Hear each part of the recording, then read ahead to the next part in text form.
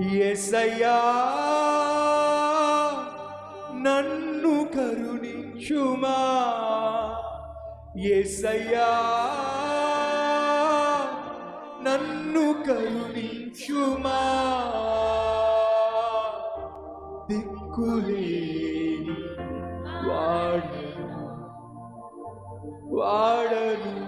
యేసయ్యా, చెదిరిపోయిన గూడును వాడను యేసయ్యా, చెదిరిపోయిన గూడును కనులున్నా కాడలేని చెవులున్నా వినలేని, కనులున్నా కాడలేని చెవులున్నా వినలేని, మనసున్నా మతిలేని స్థితి ఉన్నా గతిలేని, మనసున్నా మతిలేని స్థితి ఉన్నా గతిలేని,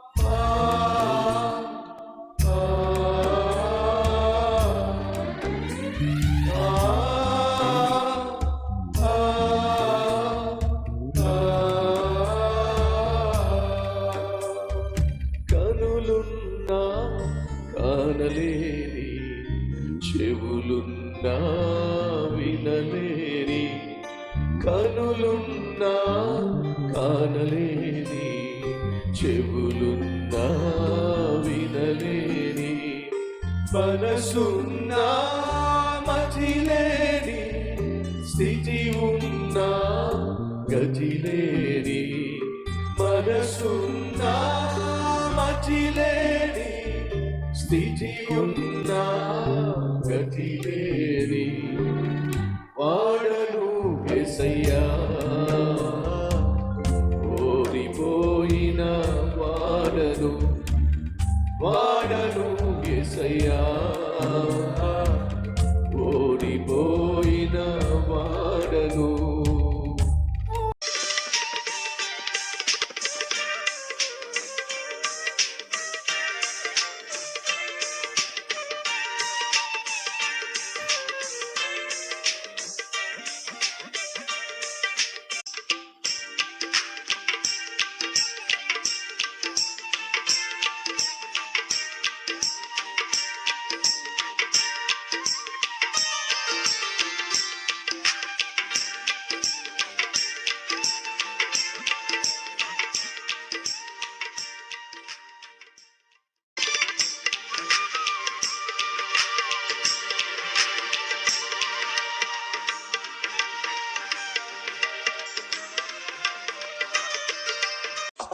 సహోదరి సహోదరులు, దేవునితో కనెక్షన్ అత్యవసరం. సంసోను పాపంలో పడినప్పుడు కనెక్షన్ పోగొట్టుకున్నాడు, కానీ అనుకున్నాడు దేవునితో నాకు కనెక్షన్ ఉంది అని చెప్పి. శత్రువు వచ్చి అమాంతంగా మీద పడినప్పుడు దేవుడు నాకు మహాబలాన్ని ఇచ్చాడు, వీళ్ళను చీల్చి చెండాడడం ఎంతసేపు అని చెప్పి ఒక్కసారిగా ఆయ్ అన్నాడు. ఏం ఆయ్ అయిపోయింది. ఎంత అరిచినా ఎంత గీ పెట్టినా వాళ్ళు చేతులు మడిచిపెట్టేశారు, మొత్తం మనిషిని బంధించి పడేశారు. ఏమైంది? ఆ శక్తి పోయింది. ఎందుకు పోయింది? దేవుడిచ్చిన శక్తి దేవుడు వెళ్ళిపోతే ఆయనతో పాటు వెళ్ళిపోయింది. ఈరోజు నువ్వు నేను ఏం కలిగి ఉన్నామో అది దేవుడు అనుగ్రహించింది. ఆ దేవుణ్ణే మనం దూరం చేసుకుంటే ఆయన అనుగ్రహించింది కూడా ఆయనతో పాటు వెళ్ళిపోతుంది. జాగ్రత్త. ఈరోజు నువ్వు ఏం కలిగి ఉన్నా, చక్కని ఆకారం కలిగి ఉన్నావా, అందాన్ని కలిగి ఉన్నావా, ఆత్మీయతను కలిగి ఉన్నావా, ఆశీర్వాదాన్ని అనుభవిస్తున్నావా, ఆరోగ్యంగా జీవిస్తున్నావా, అందరి గౌరవ మర్యాదలు పొందుకుంటున్నావా? వినో, ఈరోజు నువ్వు ఏం కలిగి ఉన్నావో సమస్తము దేవుడు నీకు ఇచ్చింది.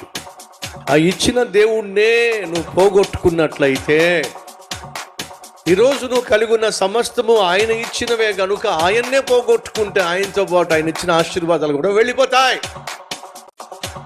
అలా వెళ్ళిపోయినవి కాబట్టే ఈరోజు మనలో కొంతమంది ఏం చేయాలో అర్థం కాక అఘోరిస్తున్నారు. నిరాశ నిస్పృహలో నీరు గారిపోతున్నారు. ఆర్థికంగాను, ఆధ్యాత్మికంగాను, ఆరోగ్యపరంగాను వాళ్ళ జీవితంలో బలహీనమైపోతున్నారు. కారణం తెలుసా? వీటన్నిటికీ ఆధారమైనటువంటి దేవుణ్ణి నువ్వు దూరం చేసుకున్నావు. చివరికి దేవునితో పాటు నువ్వు కలిగి ఉన్న ప్రతి ఆశీర్వాదం కూడా ఆయనతో పాటు వెళ్ళిపోయినాయి.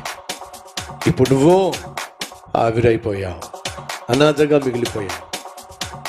కనీసం ఈరోజైనా నువ్వు దూరం చేసుకున్న దేవుణ్ణి మళ్ళా దగ్గరకు చేసుకునే ప్రక్రియలో పశ్చాత్తాప పడితే ఎంత బాగుంటుంది. సంసోను చిట్ట చివరి క్షణాల్లో ఏ దేవుణ్ణి అయితే దూరం చేసుకున్నాడో ఆ దేవుణ్ణి మళ్ళా దగ్గరగా చేసుకోవాలని ఆశించి ప్రార్థన చేస్తే దేవునితో కనెక్షన్ కుదిరింది. మళ్ళా మహాశక్తి సంసోను మీదకు దిగొచ్చేసింది. దేవుణ్ణి ఎప్పుడైతే తిరిగి పొందుకున్నాడో దేవుని శక్తిని కూడా సంసోను అందుకోగలిగాడు.